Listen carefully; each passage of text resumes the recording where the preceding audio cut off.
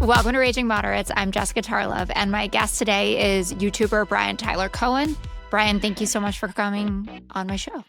Of course, happy to be here. It's exciting. I've consumed a lot of your content over the years, and now... Well, I've consumed a lot of your content over the years, and I think I speak on behalf of a lot of people in saying thank you for always, giving a voice in the lion's den of all places. So I don't know how you do it, but glad that you do. Oh, well, thank you very much. They're better in person.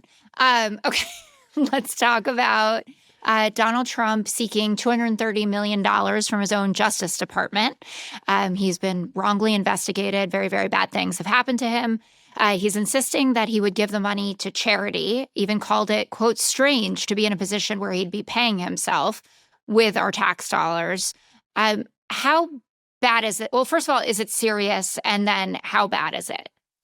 Well, I think we would be naive to think that Donald Trump, of all people, is not looking to pilfer the U.S. Treasury to just hand himself a payment. Look, he's shown so many instances before where he's perfectly content to use taxpayer money to help himself. I mean, this Qatari jet that was supposed to be a total gift for him, that's going to be retrofitted. It's going to cost $1 billion as the taxpayers that pay for that. I mean, it's taxpayer time that he's using to host crypto dinners for himself so he can double his net worth. This is just a small part of a larger whole where Trump views the presidency as his way to consolidate an ungodly amount of wealth, all the while kind of framing himself as this populist champion. I mean, during the campaign trail, this guy was going around talking about the price of eggs, like the price of an egg. And now that he's in office, not only have we seen the prices of everything rise as the result of these trade wars, not only are we seeing farmers get completely screwed over because of the deals that he's not striking with China, but to watch his own net worth like double into the billions, like this is the first time he's actually rich. Like he's real rich, and it's on the backs of all of these taxpayers who he promised to help, and instead now it's the only person getting rich here is him. Totally. I grew up in New York City with Trump branded buildings everywhere. And it was always, not to rehash what we've been saying since 2016, but always kind of the inside joke, like, well, Donald Trump isn't actually who you think he is, right? He's just slapped his name on the outside of all of this stuff. He was a very good reality TV host.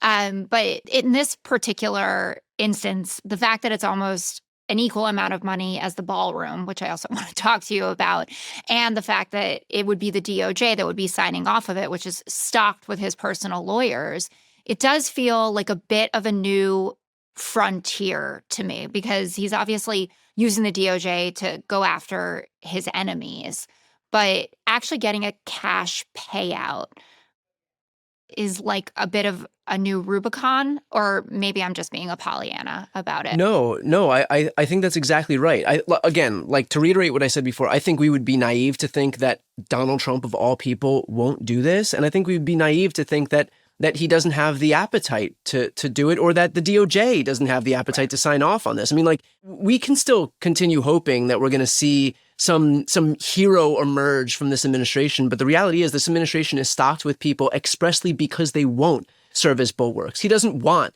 the Bill Barrs and the Mike Pences and the John Boltons and the Rex Tillersons in there preventing him from doing whatever it is that he wants to do. That's why these people are in these positions of power. Like the notion that Pam Bondi is ever going to serve as a bulwark to Trump ignores the fact that the only reason Pam Bondi is there is expressly because she is going to be a perfectly compliant, pliable tool for him in this administration.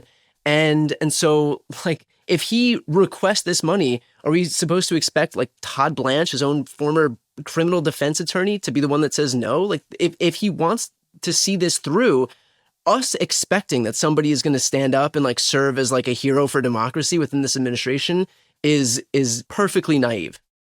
Yeah, no, you're right. I mean, the heroes have to be outside, and we've obviously been talking a lot about the importance of civic mass uprisings that are nonviolent, and there'll be another No Kings apparently sometime soon, but it's going to take a lot more community power. Which, by the way, I do think on that point, and I did speak with Leah Greenberg and Ezra Levin just yesterday about the prospect of a third No Kings, and I think that there will be a third No Kings happening. But just more broadly, I think that the pro-democracy movement in this country is recognizing the power of at least figuring out how to get together and organize. We saw that with Kimmel, for example. That was the first instance where the biggest monster in the room suddenly was not Donald Trump. It was for Disney. Like, Disney capitulated because, of course, they did, because there was financial incentive to capitulate. They wanted to see the merger go through, and they capitulated in the same way that we saw these law firms and universities and tech CEOs and media outlets all capitulate.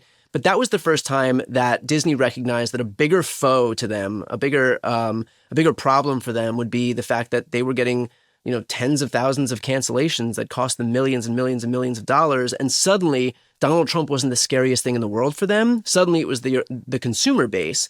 And so if the pro-democracy movement in this country can figure out what our demands are and how to organize effectively like that, then I think that's a recipe for some success moving forward.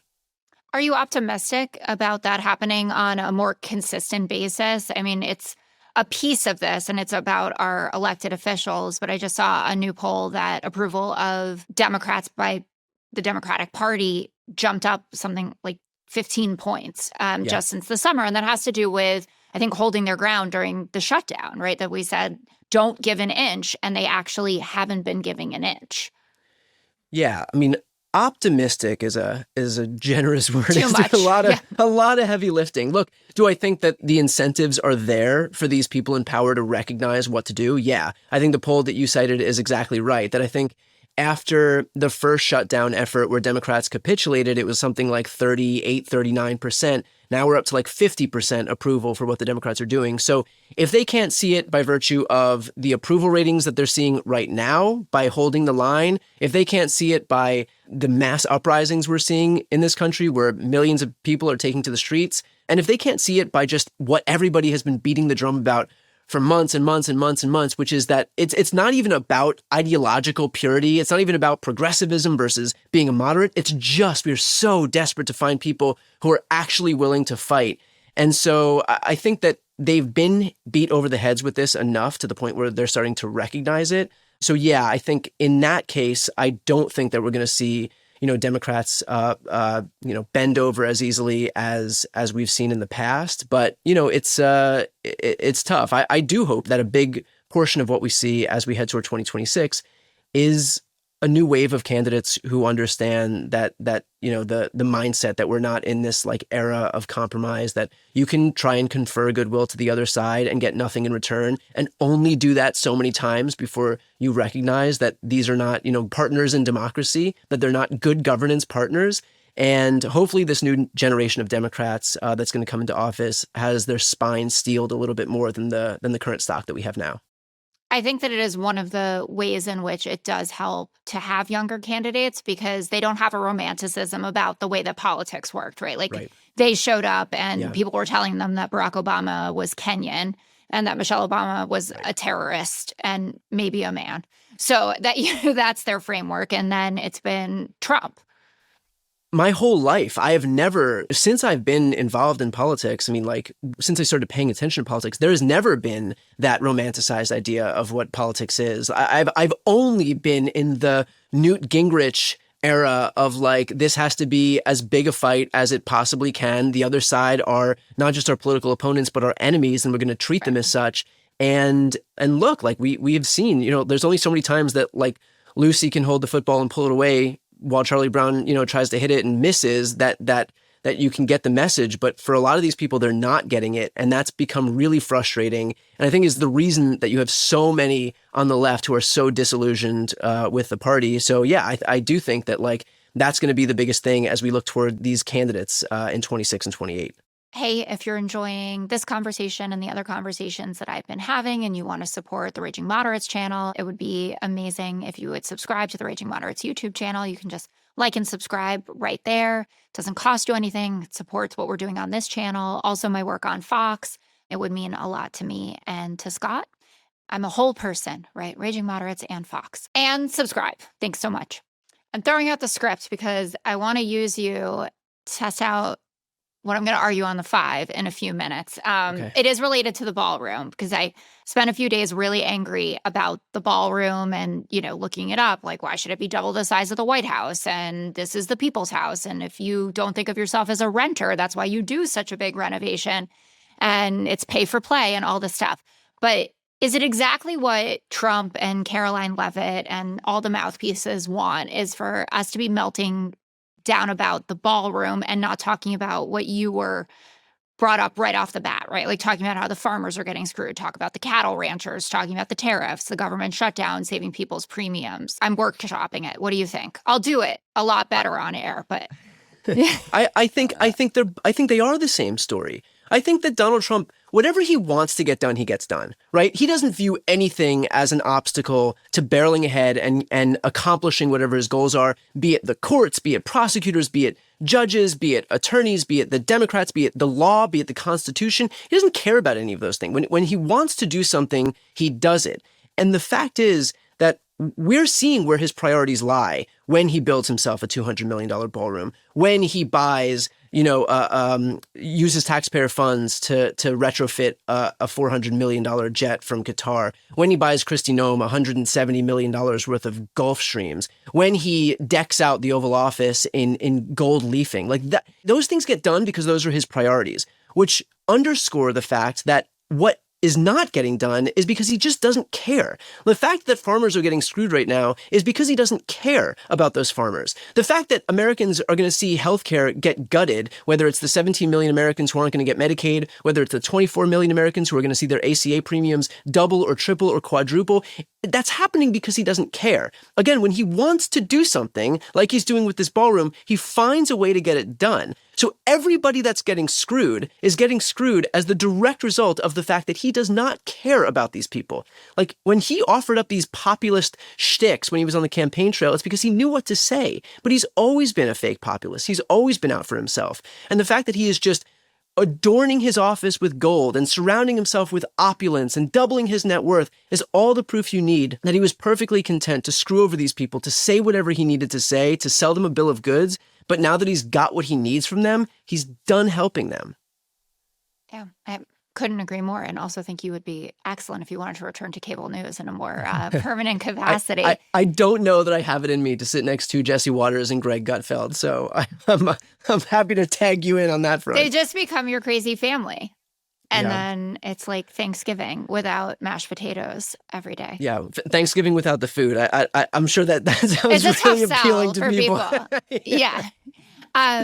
One thing that I wanted to ask you about, which it's just like a little fun thing. Did you see this crazy AI debate that they did in Virginia and the lieutenant governor? Can we play the clip? Good evening, and thanks for joining us on this unique occasion for an exchange of ideas between the two candidates running to be the next lieutenant governor of Virginia. First, the Republican candidate, Mr. John Reed. Welcome, Mr. Reed. Next, the Democrat candidate, State Senator Ghazala Hashmi. Senator Hashmi, are you there? Good to be here. Thanks so much. Okay. First, let's get to opening statements, starting with Senator Hashmi. Okay, so it goes on like that, and I needed a good amount of background research to understand what was happening. So apparently there aren't usually lieutenant governor debates. John Reed, the Republican candidate, is not liked by the other Republicans. He doesn't even get to campaign with them. So Senator Hashmi has said, I'm obviously not going to debate you. So he had an AI debate himself. Stunt, yes, but kind of fascinating, like a car crash, right? Like a futuristic car crash. Yeah, I mean, it's just like, I actually think these are useful exercises because I'm not a very big fan of AI. I think the environmental implications, like the cultural implications. I mean, if you scroll through any of the social media platforms, you're going to be hit with a barrage of just AI slop anyway. And I feel like instances like this are helpful because it shows the extent to which like this stuff is just unnecessary and just rotting everybody's brains. Like, so I don't know. I mean, I think instances like this kind of show what a joke all of this is. And I really, look, I think I'm just like, this is going to come and go like a fart in a hurricane, but it does make me sad about like the certainty with which AI is going to be the future. And I just think it degrades the whole discourse. And instances like this, I think, put that on full display, but I still think the inevitability is blatantly apparent here. Yeah, and what's different about this is no one was really getting tricked by it. You might have needed to look up what the backstory was, but I'm sure you saw this from a few days ago that the Republicans used an AI video of Chuck Schumer saying something that he had actually said, but it wasn't on camera.